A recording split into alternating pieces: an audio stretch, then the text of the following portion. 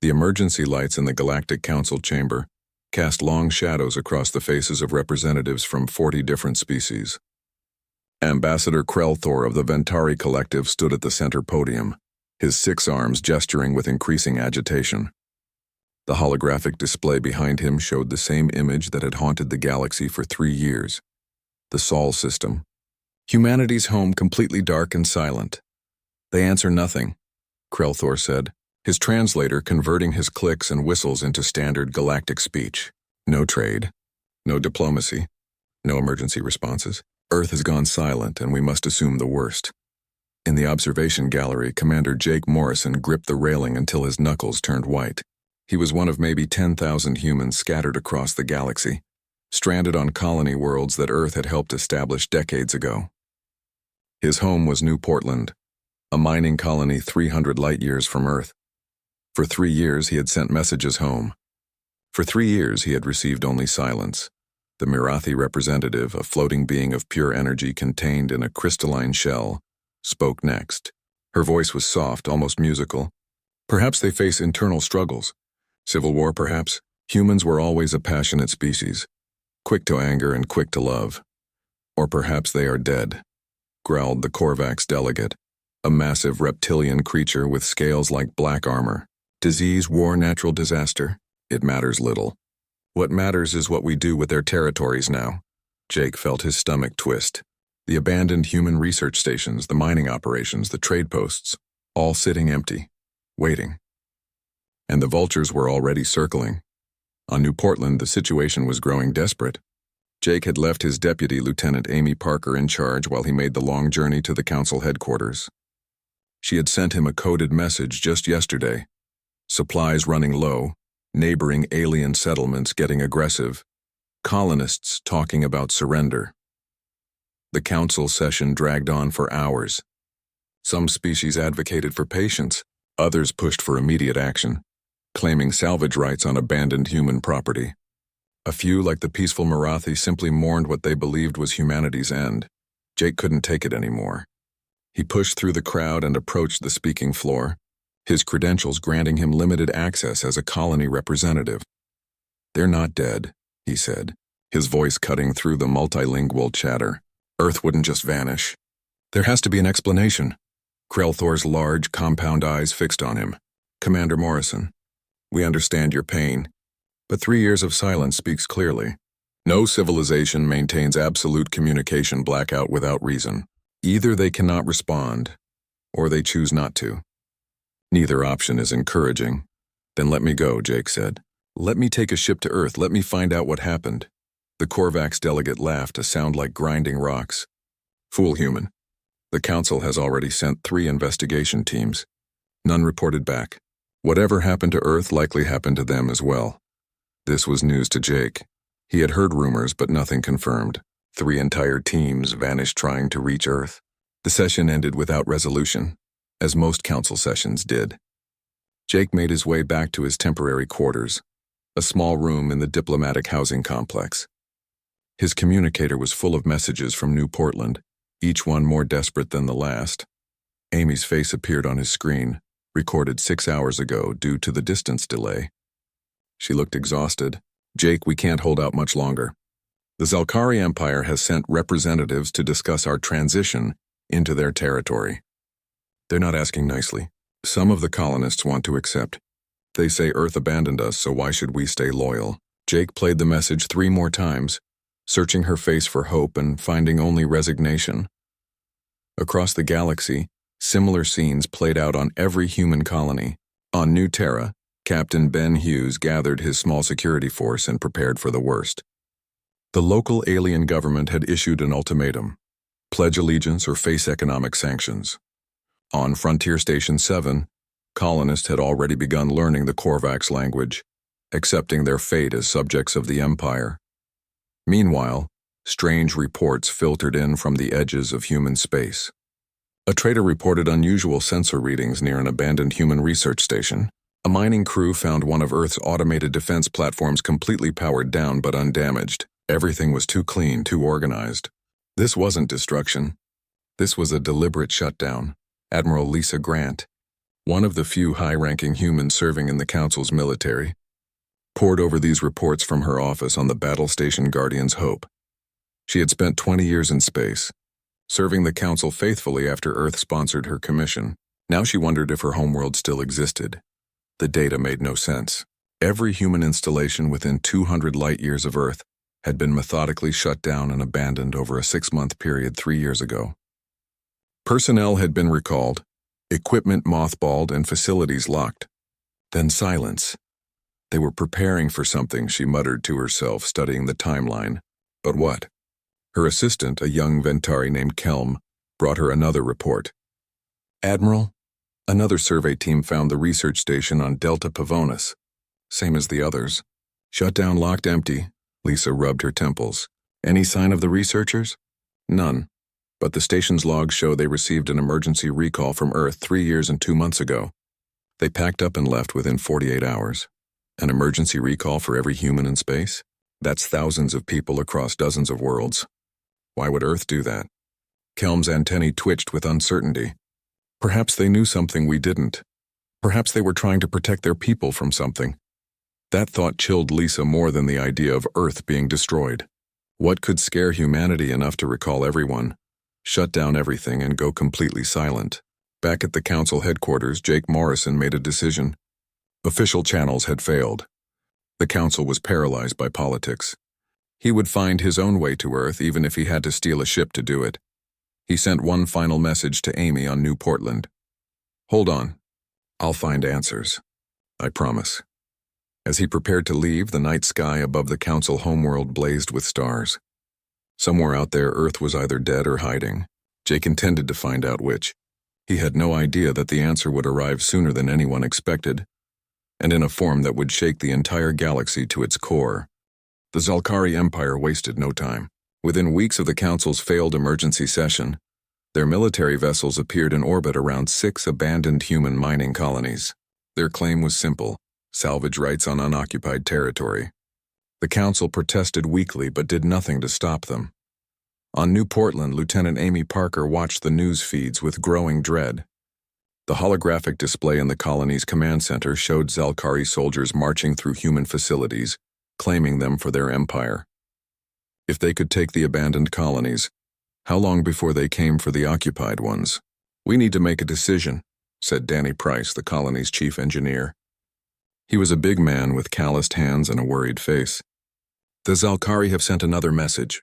They're offering protection in exchange for loyalty. Amy stared at the screen. Protection. What a nice word for surrender. And what happens to us if we refuse? Danny shrugged. They didn't say, but I can guess. We're sitting on valuable mining deposits. They want this colony, Amy, with or without us. Around the galaxy, similar conversations were happening. Human colonists who had once been proud citizens of Earth now faced an impossible choice. Pledge loyalty to alien governments or face the consequences alone. Captain Ben Hughes on New Terra made his choice quickly. He gathered every human on the colony, maybe 300 people, and addressed them in the central square. Earth is silent, but we are not, he said, his voice carrying across the crowd. We don't know what happened to our home, but we know who we are. We're human. We don't surrender and we don't give up. If the Korvax want this colony, they'll have to take it from us. Some cheered. Others looked terrified. A few families quietly packed their belongings that night and accepted transport to Korvax territory. The Marathi, at least, offered genuine help. Their representative, a being named Seltara, provided supplies to struggling human colonies without asking for anything in return. When questioned by the Council, she simply said, "Humanity helped us when we needed it. We will not abandon them now, even if Earth has." But the Mirathi were one species among dozens, and their generosity could only stretch so far. Admiral Lisa Grant worked tirelessly from her battle station, trying to coordinate support for scattered human colonies. But the Council's bureaucracy moved slowly, and political maneuvering blocked every effort.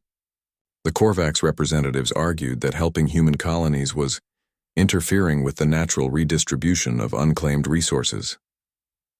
The Zalkari agreed, naturally. They had the most to gain. In the depths of space, something else was happening. Survey teams reported strange sensor readings near the edges of human territory. ships moving with unusual signatures following patterns that didn't match any known species. A Ventari scout ship detected one of these unknowns and moved to investigate. The sensor log showed a vessel of unusual design, sleek and dark, before the scout ship's transmission ended abruptly. The Council sent a recovery team. They found debris but no bodies, no survivors, and no answers. Lisa studied the sensor logs personally. The unknown ship's energy signature was advanced, far beyond current galactic technology, but there was something familiar about it, something that nagged at her mind. "Computer, compare this signature to known human vessel designs," she ordered. Comparing. No match found in current database. However, theoretical human designs from classified Earth military research show a 42% similarity. Lisa felt her heart skip. "Show me those designs." The computer displayed blueprints from 20 years ago, experimental Earth vessels that had never been built. They were too advanced, too expensive, requiring technology that didn't exist, but the energy signature was similar to what the Ventari scout had detected. "It can't be," she whispered. Meanwhile, Jake Morrison was making good on his promise. He had convinced Captain Ben Hughes to help him, and together they had borrowed a small trading vessel from a sympathetic alien merchant. The ship wasn't fast and it wasn't armed, but it could make the journey to Earth. Amy Parker volunteered to join them, leaving New Portland in Danny's hands. 6 other humans from various colonies signed up for the mission. They called themselves the Hope's Last, because they carried the last hope of the scattered colonies. Their journey took them through empty human outposts and abandoned stations. Each one told the same story: orderly shutdown, deliberate evacuation, and complete silence. At the research station on Kepler 442b, they found personal belongings still in the quarters, as if people had planned to return. "They left in a hurry," Amy said, examining a child's toy left on a bunk. "But not panic. This was organized," Jake nodded. "Someone gave them an order and they obeyed. The question is why?" As they traveled deeper into human space, the sensor readings became more frequent. Unknown ships in the distance, always at the edge of detection, never getting close enough to identify. It felt like they were being watched. On the Council homeworld, tensions were rising. The Korvax had seized 3 more human colonies by force, claiming the occupants had agreed to protection. The few humans who escaped told different stories of intimidation and threats. Krelthor called another emergency session. "The situation is spiraling beyond control. We must establish clear guidelines for dealing with abandoned human territories and remaining human populations." The debate raged for days. Some species wanted to protect humans, others saw opportunity. A few, like the Marathi, simply wanted peace and fairness. But in the middle of the session, something happened that stopped all debate. Every sensor array in the Council network suddenly lit up. Every warning system screamed alerts.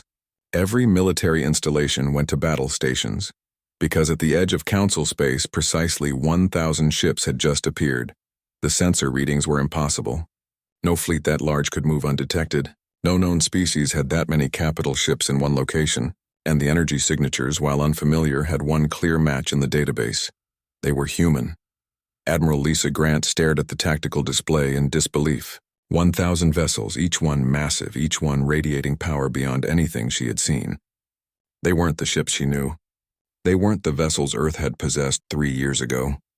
They were something new, something advanced, something terrifying. The Council chamber erupted in chaos.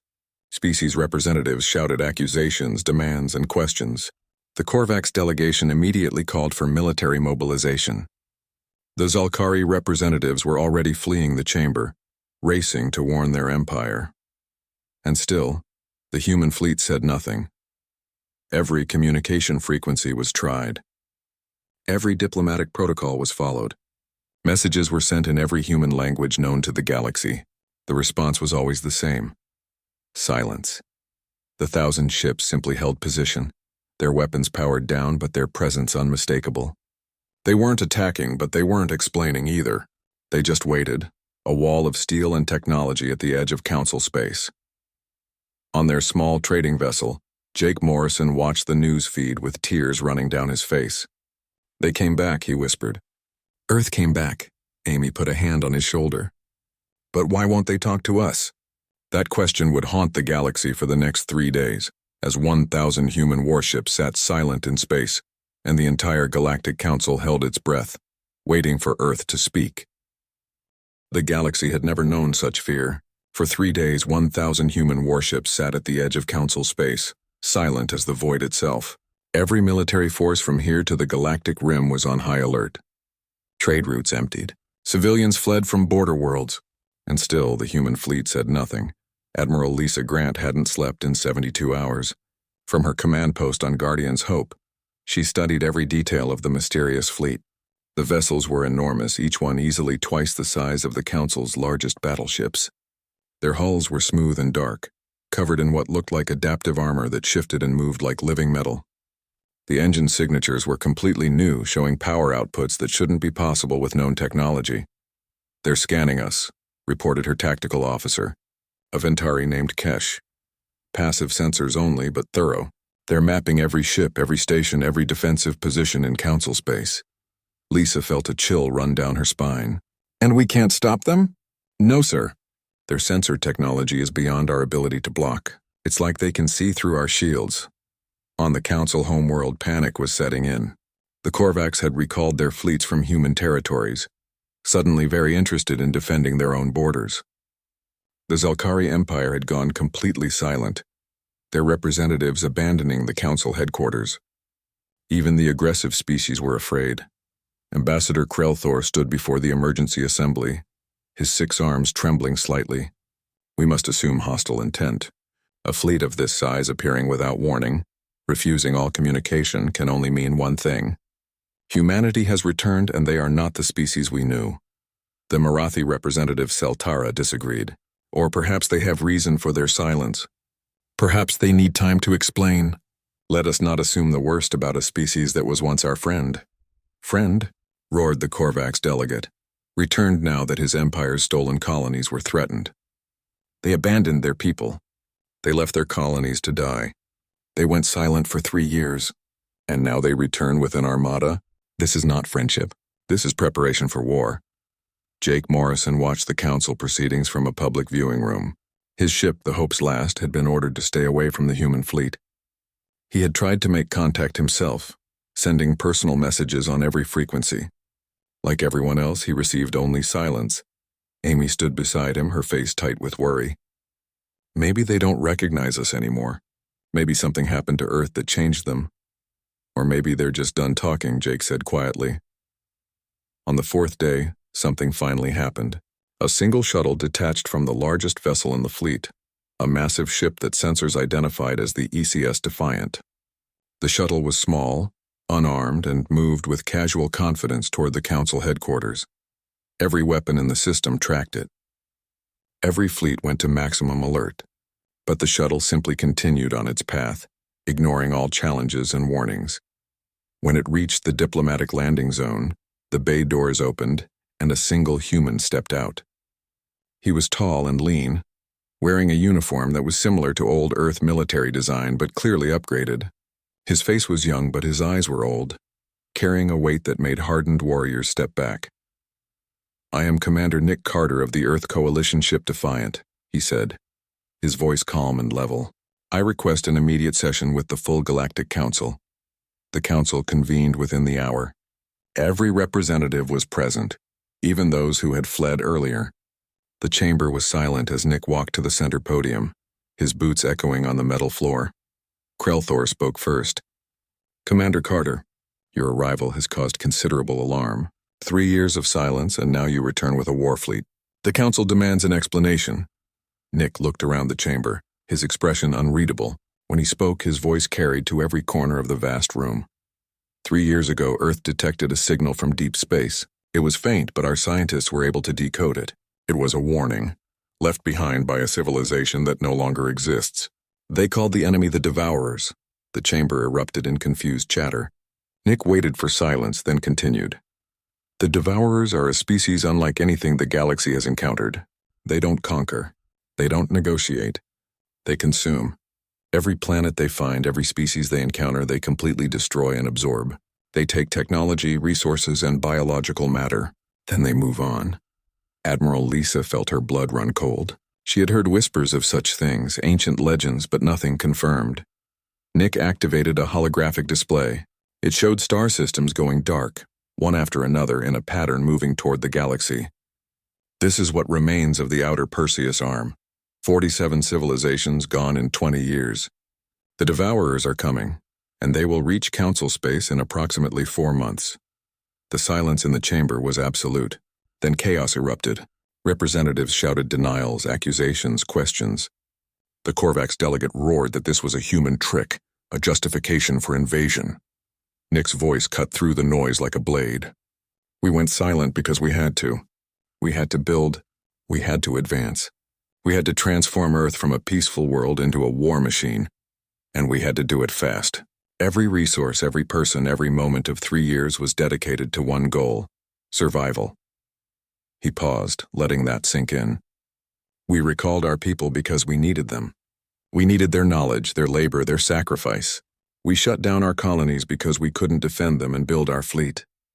We stopped communicating because the Devourers can track certain signals. Every message we sent, every response we gave was a beacon leading them straight to us. Amy grabbed Jake's arm. He's saying they knew. They knew this was coming and they left us out here. Jake's face was pale. They had to choose. Save everyone or save Earth. Nick continued his presentation, showing images of the Devourers. They were mechanical and biological at once. Ships that looked like they had been grown rather than built. The few surviving records from destroyed civilizations showed battles that were one-sided slaughters. Earth had a choice, Nick said. Warn the galaxy and doom ourselves by alerting the enemy, or go silent and prepare. We chose silence. We chose survival. And now we're here because the time for hiding is over. Krelthor's voice was shaking. Why should we believe you? This could be an elaborate deception. Nick pressed a button on his wrist device. Every display in the council chamber suddenly changed, showing live sensor feeds from the edge of the galaxy. Dark shapes moved there, thousands of them, heading toward council space. Because they're already here, Nick said quietly. The first scout ships crossed into monitored space 2 days ago. The main fleet will arrive in 4 months. And if we don't stand together, we'll die together. The Marathi representative spoke, her voice barely above a whisper. What do you need from us? Everything, Nick replied. We need your fleets, your resources, your cooperation. We need the Council to stop fighting over territory and start fighting for survival. Earth built 1,000 warships in 3 years. It nearly broke us. We need the rest of the galaxy to match that effort. Captain Melissa Brooks, commander of the Defiant, appeared via holographic projection. She was a stern woman with iron-gray hair and eyes that had seen too much. Earth made impossible choices. We heard every message from our colonies, every plea for help, every call for aid. Do you think that was easy? Do you think we didn't care? Her voice cracked slightly. We cared. We cared so much that we sacrificed our souls to save our species. We abandoned our people to save our world. We went silent to stay alive. And now we're here, offering you the same chance we took. Stand with us and fight or wait for the Devourers alone. The council chamber was silent for a long moment. Then slowly representatives began to speak. Some pledged support immediately. Others asked questions. A few still doubted. But as Nick showed them more evidence, more sensor readings, more proof of the approaching threat, doubt turned to fear and fear turned to action. By the end of the session, the Galactic Council had voted. They would stand with humanity. They would fight the Devourers. They would survive or fall together. Outside, 1,000 human warships maintained their silent vigil, waiting for the galaxy to catch up to the terrible knowledge Earth had carried alone for 3 years. The days following Nick Carter's revelation were a blur of frantic activity. The Galactic Council mobilized every available ship, recalled fleets from distant postings, and began converting civilian vessels into military transports. But even with every species working together, they all knew the truth. They were not ready. Jake Morrison stood in the hangar bay of the Defiant, staring at the massive warship that surrounded him. He had been granted permission to come aboard along with Amy and other colony representatives. It felt surreal to stand on an Earth vessel again, but this ship was nothing like the ones he remembered. A young officer approached them, a woman with close-cropped brown hair and sharp eyes. Commander Morrison, I'm Lieutenant Kate Wilson. Captain Brooks has asked me to give you a tour. As they walked through the corridors, Jake couldn't help but notice the differences. The walls were made of some kind of adaptive material that seemed to repair itself. The crew members moved with military precision, their faces showing the kind of discipline that came from intense training. Everything was efficient, clean, and quietly powerful. "How many people on this ship?" Amy asked. 3,000 crew, fully staffed, Kate replied. "But the ship can operate with as few as 50 if needed. Most systems are automated now." They passed a window looking out into space, and Jake stopped. In the distance, he could see rows upon rows of human warships, all holding perfect formation. Where did all these ships come from? How did Earth build so many? Kate's expression hardened. Every factory on Earth was converted. Every resource was redirected. For 3 years, there were no new houses built, no new cars made, no luxuries produced. Everything went into the fleet. People worked 20-hour days. Children learned engineering instead of art. The elderly contributed what they could. Earth became one massive war factory. And the cost? Jake asked quietly. High. Very high. We lost millions to accidents, exhaustion, and despair. Suicide rates tripled. But we kept building because the alternative was extinction. They reached the bridge where Captain Melissa Brooks stood studying tactical displays. She turned as they entered, and Jake saw the weight in her eyes. This was a woman who had made terrible decisions and lived with them. "Commander Morrison," she said, extending her hand. "I heard about your efforts to reach Earth. I'm sorry you had to go through that." Jake shook her hand, feeling conflicted. "You could have told us.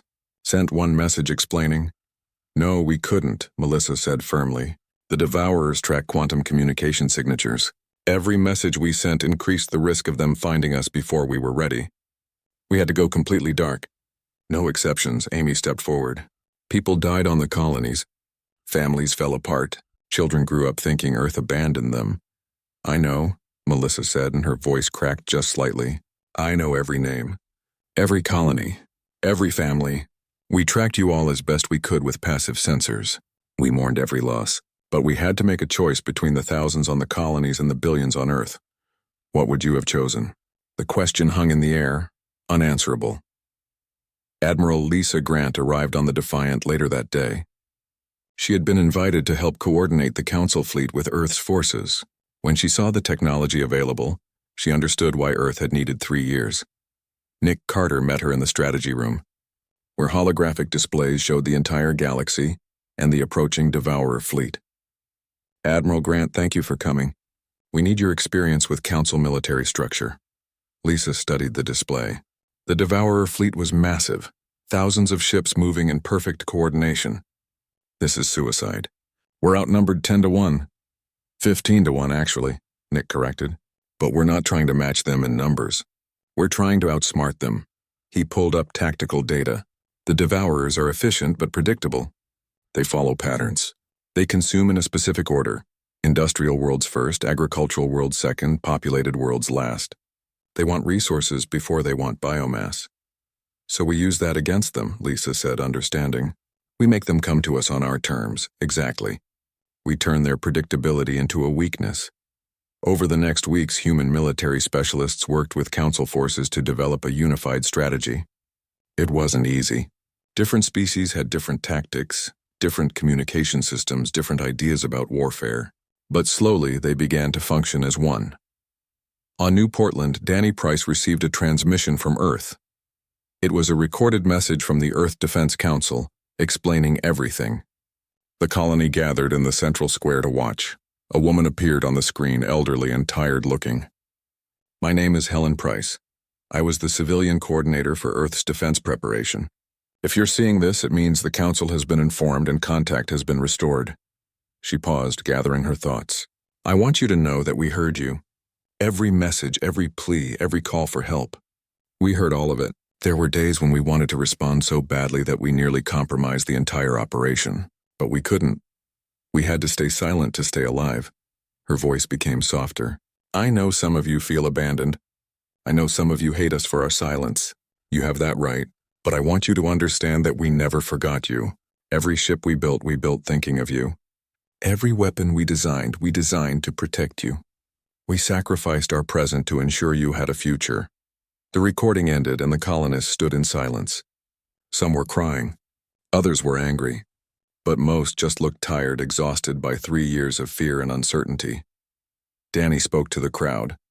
Earth made its choice. Now we make ours. Do we stand with them or do we stand alone? The vote was unanimous. New Portland would fight alongside Earth. Similar scenes played out across every human colony. Captain Ben Hughes on New Terra rallied his people with a speech about human resilience. On Frontier Station 7, colonists who had been learning Korvax now relearned their own military protocols. The scattered children of Earth were coming home, not physically but in spirit. Back on the Defiant, Nick Carter met privately with the colony representatives.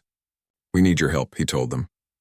"You know the Council species better than anyone on Earth. You've lived with them, worked with them, understood their cultures. We need that knowledge," Amy spoke up. "What exactly do you need us to do?" "Be bridges," Nick said simply.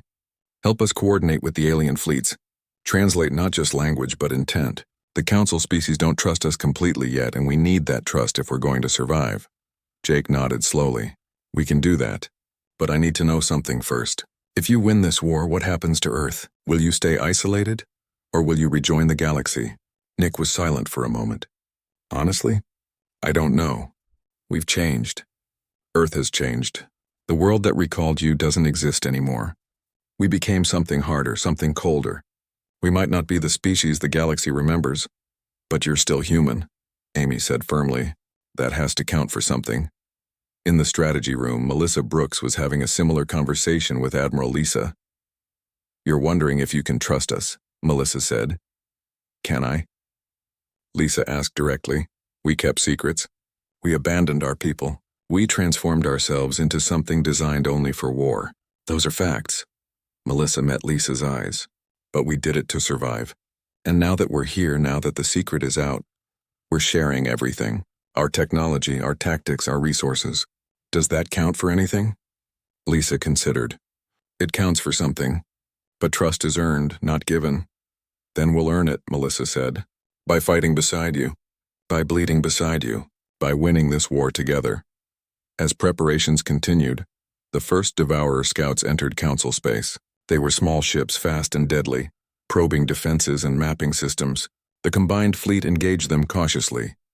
The scouts were destroyed, but not before transmitting data back to their main fleet. The Devourers now knew exactly what they faced, and they were coming. In Earth's command center, buried deep beneath the surface, Helen Price watched the reports coming in. She had spent 3 years making impossible decisions. Now she would see if those decisions had been worth the cost. She opened a communication channel to all human colonies. "This is Earth, we're here. We're ready, and we're not going anywhere ever again. Stand with us, fight with us, and we'll show the galaxy what humanity can do when we stand together." Across the stars, scattered humans heard her voice and felt something they hadn't felt in 3 years. Hope. The combined fleet assembled at the Kalara system, a strategic position between Council space and the approaching Devourer armada. 1,000 human warships formed the center line, with Council vessels spreading out on the flanks. It was the largest military gathering in galactic history, and yet everyone knew it might not be enough. Admiral Lisa Grant commanded the Council forces from her battle station, while Captain Melissa Brooks coordinated the human fleet from the Defiant. Between them, they had maybe 2 weeks before the Devourers arrived.